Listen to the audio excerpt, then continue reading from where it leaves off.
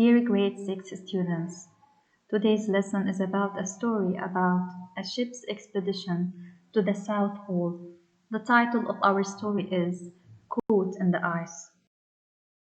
His name was Sir Ernest Henry Shackleton. We called him the boss.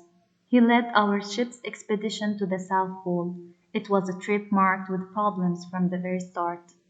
Our last stop before heading for Antarctica was a whaling station on South Georgia Island on December 5, 1914. Norwegian whalers told the crew that it was a bad year for ice. We knew it would be no vacation and we would not be cuddled. Still, the first few days were like one fantastic celebration.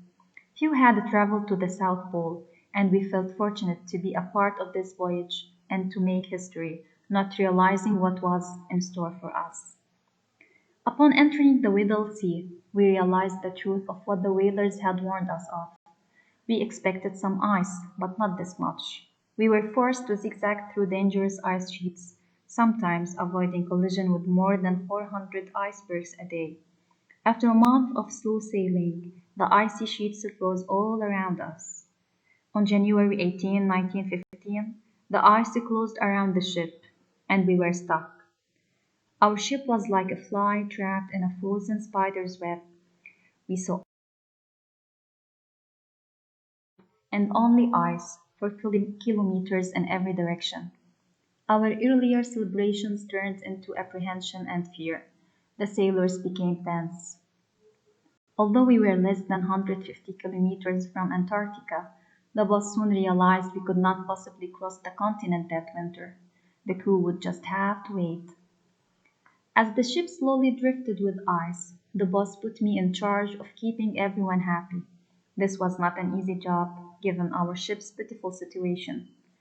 I held more games than I could count. The sailors played cards, listened to records, held singing contests, or got silly haircuts. I found a good location for a soccer field on the ice. We played nearly every day.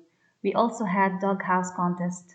The men made ice houses with porches and domes for the sled dogs on board. I inspected each shelter and gave prizes for the best one. Meanwhile, Hurley the photographer kept busy taking photos. He often braved the cold while others stayed inside. The ship stayed locked in ice for 10 months, and by October 1915, the ice was pressing harder and harder against the ship.